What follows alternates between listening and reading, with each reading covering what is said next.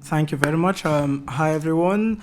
Um, yeah, I think that, and thanks to all the speakers, we share, I think, similar ways of views of looking at, the current phenomena which we are witnessing. And not to repeat, I think, what the other speakers have said, I think that how we address this or try to address right-wing extremism or like Islamophobia and racism is by looking at it from a very structural approach. And our argument basically is that we talk today about right-wing extremism, Islamophobia, and so on and so forth, but the issue here is white supremacy.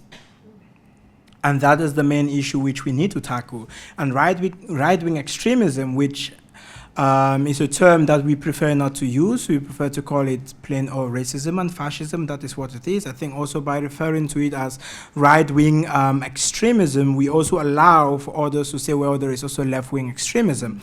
But I mean, on the one hand, we have people who are arguing and calling for social justice, and on the other hand, we have people who are saying we want to kill some people. We want to kill and oppress other people. So we need to call it what it is. This is just another phase of fascism and racism, plain old fascism, just using different tools. And so when we look at white supremacy as we prefer to see it as part of a structure which goes beyond just color of the skin, but a structure which is founded on racialism, founded on capitalist, extractivist ideologies, and on patriarchy as well. So this is an entire structure which we are dealing with. And today what we are faced with in Europe, whether this is mainland Europe or the UK, is basically a moment of crisis. We often talk about migration crisis, quote unquote, and other crises, but what we are faced today is a crisis of European identity, a crisis of Europe. Because for a very long time, on the one hand, Europe pretends to want to address its history with colonialism, its history with enslavement, its history with, Islamophobia is an old phenomenon in Europe. We are talking of 1,000-year phenomena, so this is not a new thing. And on the other hand, Europe still does not want to address these issues. I mean, you just need to look around the UK or you look around Europe and you're still going to see statues and names of streets and buildings named after enslavers, named after genocidaires, named after some of the worst people in history. We wouldn't say the same thing about figures like Hitler. It's unacceptable to name a street after Hitler, but we still have streets and places named after the likes of Churchill, after the likes of Leopold, after the likes of Napoleon Bonaparte. These are people that, so you see that we have two different forces. On the one hand, you have this pretense that we are trying to do something about fascism and racism, and on the other hand, it is structurally embedded in all facets of European institutions and ways of life. And so what we have is a crisis of identity at this moment, and the right-wing extremism, or if I would rather say the fascism and the Islamophobia we are facing, is just another moment where this crisis reaches a moment of crescendo.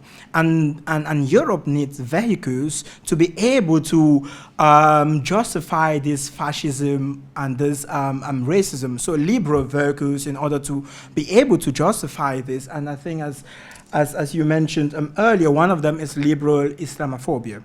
So trying to present this as an issue of human rights, as an issue of democracy, as an issue of feminism. On the other hand, not on the other hand, but also one of these other vehicles is anti-migrant rhetoric, which is just simply racism. This is also another vehicle through which we are having the discourse on fascism and racism, because, well, we are talking about all of these irregular migrants, we are talking about the smugglers, the traffickers, those who are crossing the channels, or those who are crossing the Mediterranean Sea, or coming from Eastern Europe. So we have all of this anti-migrant racism and rhetoric, which is another vehicle. And of course, we also have fascist groups as well, borrowing the rhetoric of class struggle. This is about resources. This is about people taking away our resources. This is about lack of social welfare and services. And at the same time, we cannot remove this current phase as well from the ongoing genocide in Gaza, because the ongoing genocide in Gaza has been used to justify the policing of communities, especially Muslim communities, communities that are perceived as Muslims, communities that are perceived as pro-Palestine or as pro-justice movements, human rights organizations, migrant-led organizations, organizations that work on migration. So this whole machinery of oppression, of using different kinds of styles and techniques, of course, including the use of how is it called again? Surveillance on this community. So what we are facing currently is just one of those moments where where it is a crisis of European identity. And of course, this is not the first time, and it's not going to be the last time, unless we actually address what the central issue is, and that is white supremacy and the structure of whiteness. And of course, you'd see in the recent elections in Europe, you'd see the rise of groups like the Rassemblement National in France, you see the rise of people like Meloni in Italy, of Geert Wilders in the Netherlands. We also saw the EPP, which is the largest group in the European Parliament, for example, flirting with far-right ideologies as well, and we saw how they gained a lot of votes by also flirting with these far-right ideologies. So we see that in this moment of crisis, we see these different vehicles through which white supremacist ideas are almost liberalized or banalized, in a sense, borrowing your discourse. And you'd hear the liberals, and I like to, because I think it's important to distinguish here between liberals and leftists, and you hear a lot of liberals and centrists say, well, this is just a phase, this is uncommon in Europe, the right is probably going to rise, but soon enough, we are going to have, for example, we can see here in the UK with the Labour government, and people are like, now we have a Labour government, they are not as racist as the Tories, although I think that they are equally racist. They are just simply better at politicking, to be honest.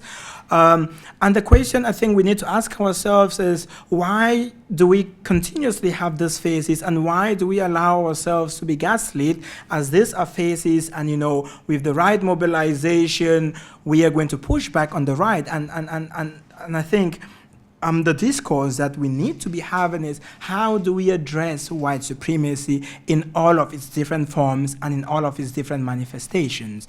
And I think that this is where using intersectionality as a framework of analysis is really very important. How do we build alliances across different groups that are marginalized, whether this is the queer community, whether this is the Muslim or perceived as Muslim communities, whether this is the Roma community, the Black community, whether as well this is the Jewish community, the climate justice community as well. How do we build broad alliances, grassroots broad alliances across different issue areas, and really confront head-on what the major issue is, which is white supremacy and the institution of whiteness? And of course, I'll be more than happy to get some questions from you or to engage in some kind of a discussion, because this is a collective effort that we need to engage in at INA. We are producing a paper on critical whiteness, which we will be releasing at the end of this year, which also really looks at this from the framework of white supremacy. We talk about anti-racism, but we also need to talk about whiteness as an institution. And outside of INA, I'm also writing a book chapter on the EU single market as a racial capitalist instrument of hierarchies. So this is information, I think, and resources that would share at some point in time. Thank you.